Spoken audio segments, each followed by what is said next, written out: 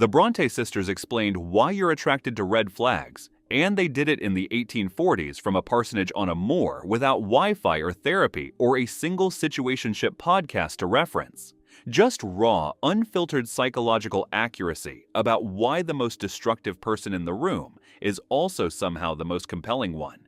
And 200 years later, you are still falling for the same archetype and calling it a vibe. Let that land for a second. You know the type. Brooding, emotionally unavailable, has a complicated past they mention just enough to be intriguing, but never enough to actually explain.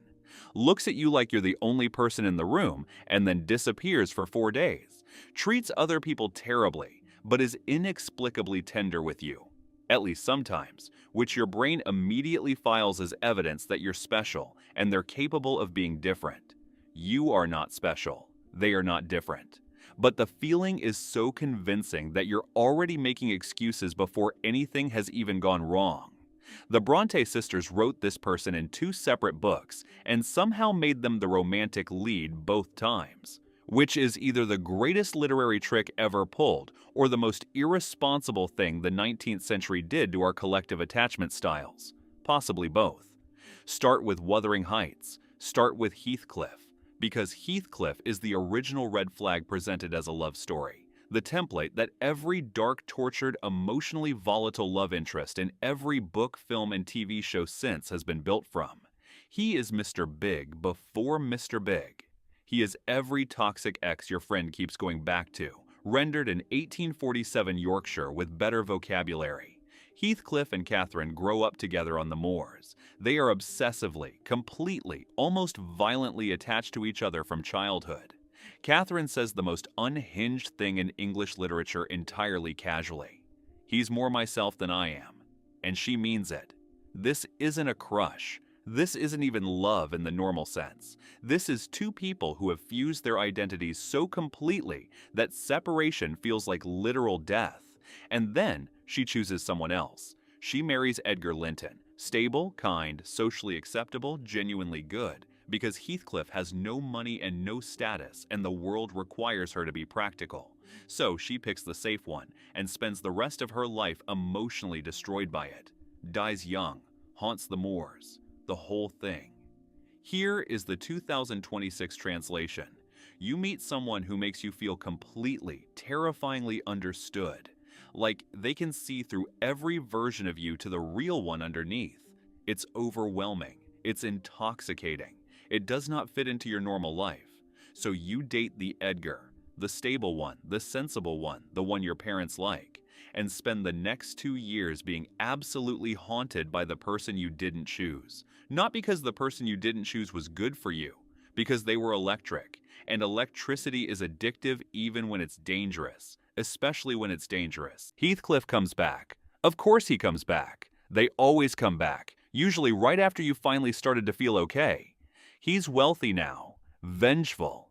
He has spent years becoming someone powerful specifically to destroy everyone who kept him from Catherine. That is not a redemption arc. That is a trauma response with a business plan.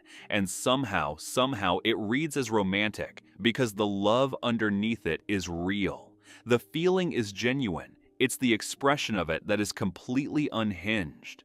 This is the trap the Brontes are diagnosing. Intensity feels like depth. Obsession feels like devotion. Someone who would burn the world down for you sounds romantic until you realize that a person who burns things down does not stop burning. You are also eventually something that can be burned. Then there's Jane Eyre.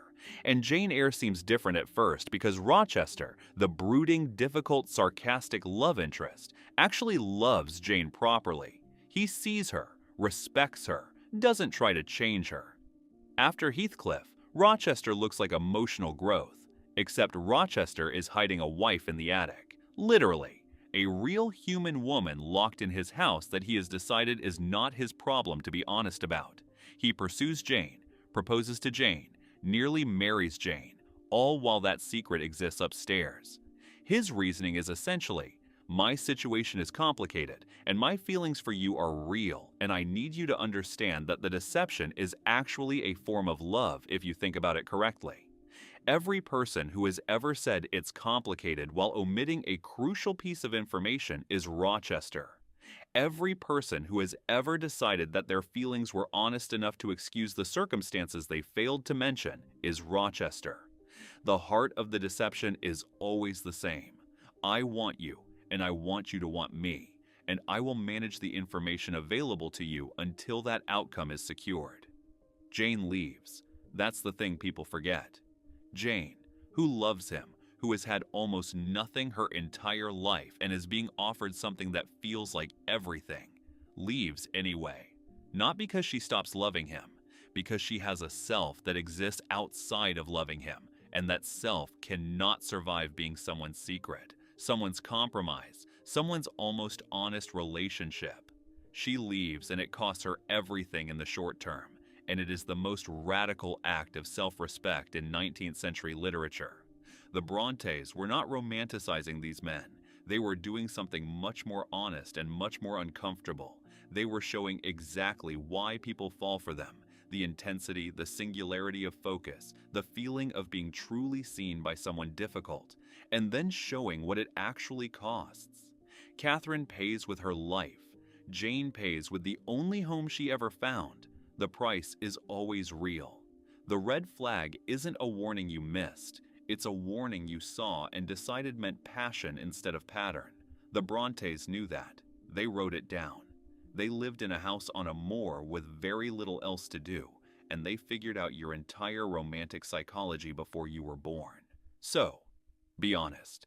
Is there a red flag in your past that you genuinely still think was just misunderstood depth? Because the comments on this one are going to be either very funny or very healing, possibly both. Drop it below. And if you want more Victorian women dissecting your attachment style from beyond the grave, like this video, subscribe, and I'll see you in the next one.